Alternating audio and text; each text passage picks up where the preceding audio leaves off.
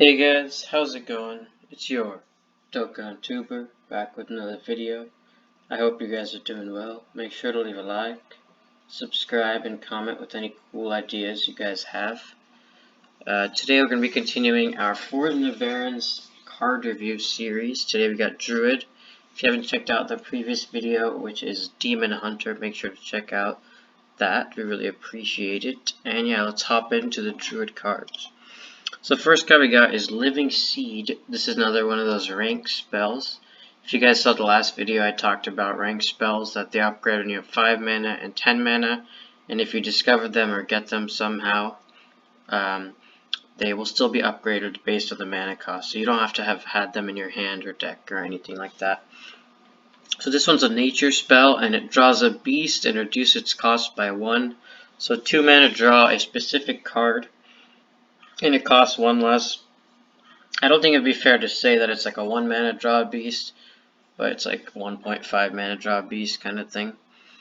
The upgrade reduces the cost of the beast by 2, and the upgrade for the 10 mana reduces its cost by 3.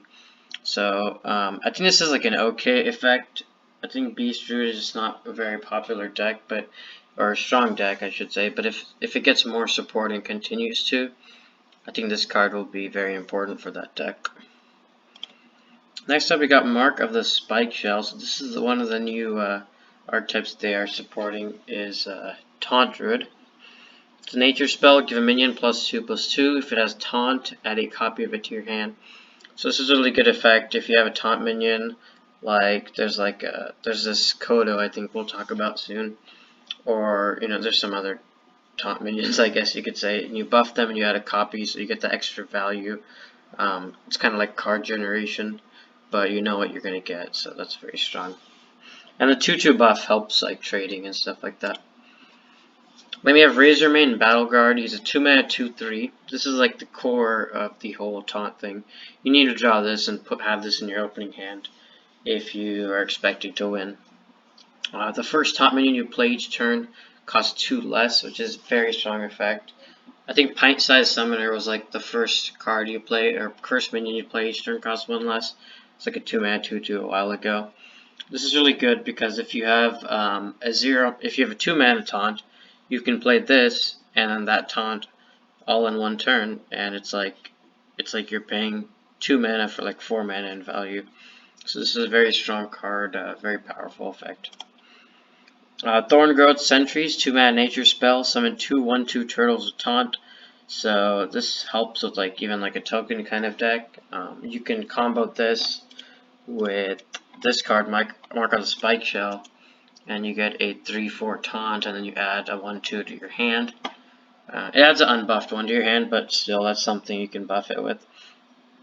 So I think, yeah, this is a pretty good card. It's like Dreamway Guardians, which was the old Druid card like this, 2 mana, summon 2 1/2s with they had lifesteal, but now it's just with taunt. Then we got the first legendary. It's Guff, Rune, Totem, 3 mana 2/4. After you cast a nature spell, give another friendly minion +2/+2. So you can't buff Guff himself or herself. You need to have another minion. So this works with the token style of Druid. Even with the taunt kind of Druid, it's actually pretty good because most of Druid spells are nature anyways. And +2/+2 is quite a powerful buff. I think Innervate and some of those cards are nature, so a lot of the nature cards are low mana cost, which makes it easy to pull this card off. We got the other legendary, Plague Maw the Rotting, 4 mana 3/4. After a friendly minion with taunt dies, summon a new copy of it without taunt. So let's say one of your 1/2 taunts dies from the Thorngrowth Sentries, and you have Plague Maw in play, or you just play it. You get another 1/2 when it dies, but it doesn't have taunt. I think it's a pretty decent card. It is 4 mana, so it makes it a little hard to play, but it's not too bad. Then we got Pride's Fury, 4 mana, give your minions +1/+3. There's no type on the spell, which is kind of interesting. +1/+3 is a very interesting buff. Most of the time it's like +1/+1 or +2/+2. This values the health, which means your minions are less susceptible to board clears. It's a decent card. The only thing is 4 mana, so that means you have to like establish a decent board in the first few turns, and that you have to be like maintained because you want to buff at least like 3 minions. So maybe you like nature studies and then play like a discounted arbor up, and then play this or something. It's a pretty good combo. So yeah, we got Thick Hide Kodo, 4 mana 3/5 beast with taunt. Death Rattle gain 5 armor. So the 5 armor, I really don't think it's a big deal, but it is a taunt minion, so you could buff it with +2/+2 with the mark of the Spikeshell and add a copy to your hand, and then even with Plague Maul you can resummon it, which is a very powerful effect. Then we got Celestial Alignment. This is like the medium fun card in Druid. It's kind of like Astral Communion, so set each player to 0 mana crystals. Set the cost of cards in all hands and decks to 1. So typically you want to ramp up with this card.